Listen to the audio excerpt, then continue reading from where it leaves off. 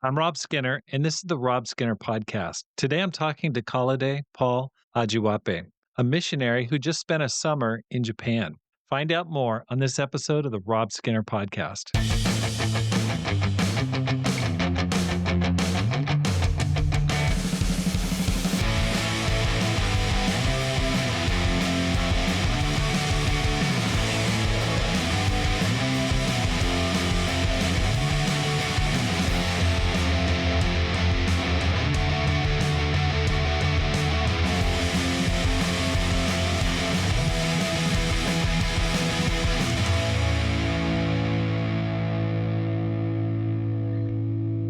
Welcome back to the Rob Skinner Podcast. My goal is to inspire you to live a no regrets life, make this life count, and multiply disciples, leaders, and churches. Hope you're having an amazing October. We're coming to the end here. Halloween's around the corner, and I am excited to talk to Kolade today. Kolade, welcome to the program. Thank you, Rob. Excited to be on. Absolutely. It's been a while. I saw you about 6 months ago when we were in Bulgaria together, and you've had quite an eventful spring and summer. I heard that you went to Japan. Can you tell me a little bit about it? Yes, Yes, as you know, I have a passion, a dream, a desire to be one day, hopefully, be a missionary in Japan. And so I got to go to kind of look at the land, see what's going on there, see if this is a place where God wants me to be, and see how I could help and support you. You don't have to. I feel like I don't want to just wait to move there when I can make an opportunity to help now. Okay, so you've been working for how many years? 3 years with the Eastern European missions. How long has it been? So it's been 2 years with, the Eastern European mission with Revive, and 1 year before that on Chance of a Lifetime, full time in Boston. Okay, so you graduated from MIT, did Chance of a Lifetime for a year, 2 years with Sean and Elena Wooten in Eastern Europe. And Mm. so, what were your objectives in going to Japan for the summer? Yeah, so I was actually really impacted by the conversation I had with Rob earlier this year.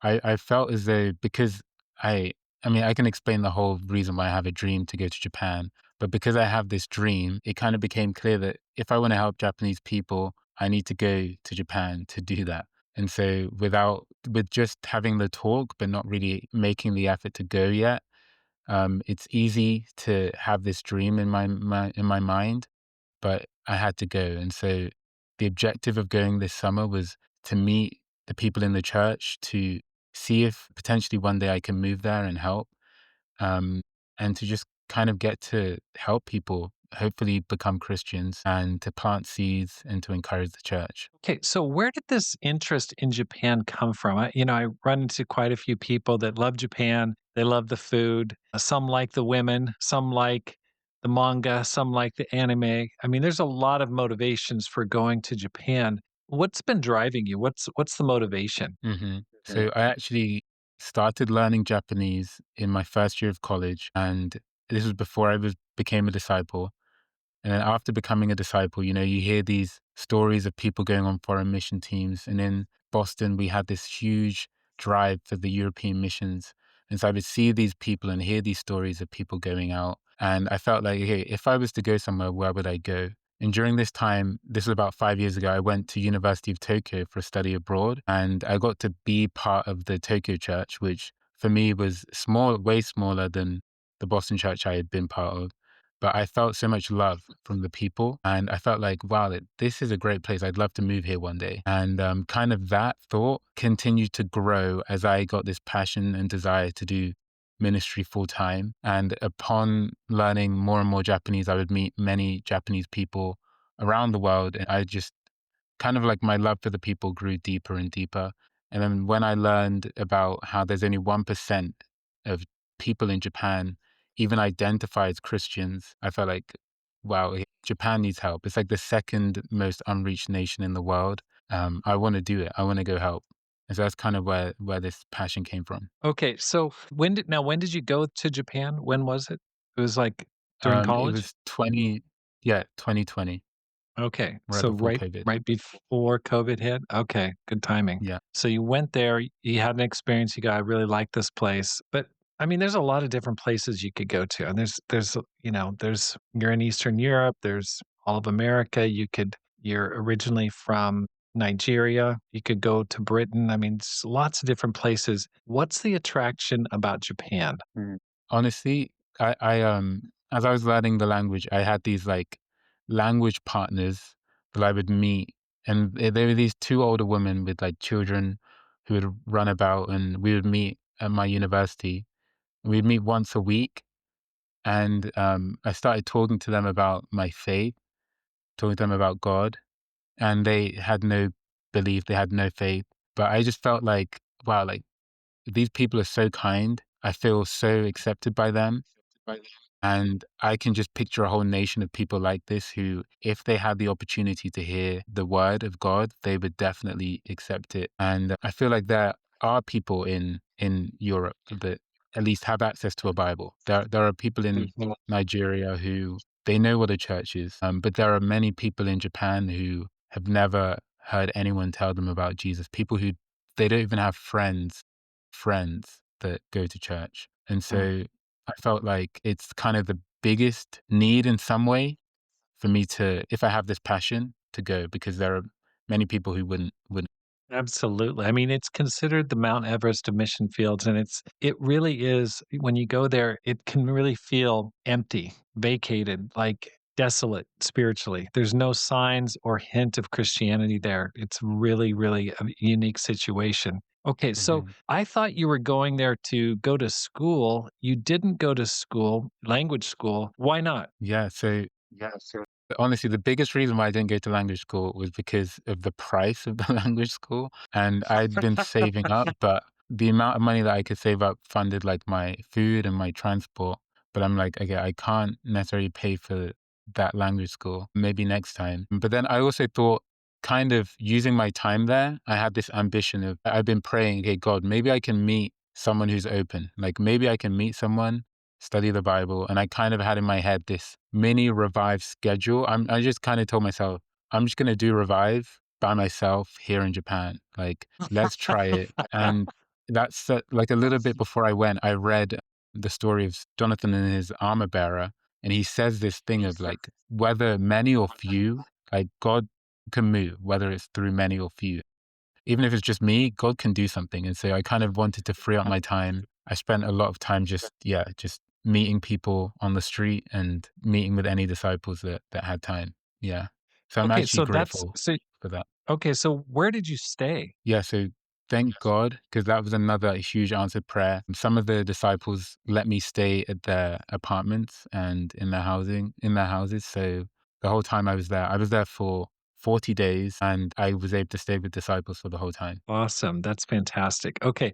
And so what was your schedule? What did it look like? What were you doing with your time? Yeah. So I would wake up at like a decent time, but and it was really hot. It was really hot. So I kind of waited till maybe around 4, 3 or 4, and then I would go out to either like Shibuya, Shinjuku, some of the big high populated places in Tokyo, even though Tokyo everywhere is like highly populated, but some of the really like very crowded places. And I kind of just set a goal for how many people I want to stop today and then just go. And sometimes it would take like it's something it would take a long time, but I would do it and God always blessed and I left feeling like encouraged and I got some contacts of people and I can share some of those stories too. But yeah, that's kind of what my day looked like. Then I come back and have dinner with my roommates who were members in the church. And sometimes we would go to places, sometimes we would invite people to our house. And so yeah, that was pretty much what I would do. But during that time I also got to visit 3 of the churches in Japan. And so in Japan there are 7 churches right now. And about 4 of them have around 20 or under members. And so I got to spend probably about 2.5 weeks in time outside of Tokyo at these other churches, something like that, like 2 weeks. Yeah. So out of the 40 days, 2 weeks were spent in the other satellite churches. Yeah, exactly. Okay. So you were just out sharing your faith just by yourself. Okay. That reminds me of the Apostle Paul when he went to Athens and he was left behind. I think he sent Timothy back and he was there left alone and he was preaching in the street. I love that image. It's just the solitary conviction. to preach the word, even if there's no support, just to make it happen. I really commend you for that. How did it go? Like, did you And find open people? What did you find the most encouraging? okay, so it went really well actually. Like, although it's not like everyone was like jumping at the opportunity to learn about Jesus, I felt like people were very respectful. I had some great conversations, and thank God that I was able to keep my Japanese up because I was able to have some really, yeah, like fruitful talks. And then some of the people that I met came to church actually. Out of the time I was there, three of the people I met came to church, and one of them came to a Bible study. And then I also went to the university and I was evangelizing there. And I just want to tell you this story because it was like a Thursday. So when I did my study abroad, I went to the University of Tokyo and I felt like, hey, I should go back there, but this time go to like be a missionary because last time I felt like I kind of chickened out and I didn't really invite people when I was there. So I went and I got there on a Thursday and I'm like, okay, what if we just do a Bible talk tomorrow? And so I'm going around asking people, hey, like, we're going to do a discussion about the faith and the Bible. And they're like, when is it? And I'm like, when are you free? And then they say the time. I'm like, yeah, it's going to be at that time. And it's going to be right over there in this building. And I just kind of found somewhere. But then, yeah, I shared with a lot of people that day. I kept sharing the next day. And from that evening, we had six campus students come to read the Bible, and it was pretty incredible. And it surprised me that we don't do that in Tokyo. The campus don't do on-campus Bible talks because I felt like, wow, I could see this being a really big success. Like if we just like I just showed up for like 24 hours and I could see it really working. So that was a big way that God moved. That's awesome. And what's amazing about it is the church is so close to the Tokyo University campus. I mean, Todai, I mean, that's actually the station that I used to use to get off to go to the church. You go through, Todai Mae, which is the station there on the, Yeah, Kashira line. So I mean, the location of the church is really remarkable because you're like right in a triangle between Shibuya, Shinjuku, and Shimokitazawa. And like those are like massive, massive right. train station. So it really couldn't be designed any better in terms of the location of the church. That's awesome. Okay, so you held the Bible talk by yourself, no support, no backup, no sidekick. So that Bible talk, fortunately, because it was kind of last minute, none of the campus students could come, but one of the YoPro leaders came to help, and he was the translator because I couldn't have done that in Japanese, but he was translating. So it was me and him, and so there was a total of like eight of us, and six of them were students. That's Yeah. amazing. What surprised you from your 40 days in Japan? Anything that like caught you off guard? Oh, okay. So I think people have, and also I had this image that Japanese people are closed off, and that can be true. Like, but that can be true in all countries. You can find closed off people. One thing that really surprised, actually, they're kind of connected, but I had experiences where Japanese people were quite open, like strangers who I just met were quite open. And one of them was I was going outside the church building. I was about to share my faith. This was the first guy I shared with, and I was about to invite him to church, and I got scared. I got scared, and I said, hey, is there any good restaurants around here? And so he was like, come with me. And so I followed him. He took me to this curry restaurant. I was kind of disappointed because I chickened out, but I was like, hey, can I just get your contact? So I got his contact and he actually messaged me saying, how was the curry? And I said, I haven't gone, but would you like to come with me? Would you like to go with me? And we ended up going, meeting him. And my friend came and after just that one time of eating, he's like, hey, guys, do you want to come to my house right now? And he just Oh my invited us into gosh. his house. He's like, do you want to play Mario Kart with me? And so we're just playing Mario Kart. And he comes to church that weekend, actually. So Wow. we talk about our faith and he comes to church that weekend. So that was pretty cool. That was very cool. And then there was this other guy who I just met him, like same thing. Hey, nice to meet you. And he's like, hey, I'm about to go take photos in Asakusa, this like really beautiful area in Tokyo. Do you want to come spend the day with me? He just asked me, do you want to come spend the day with me?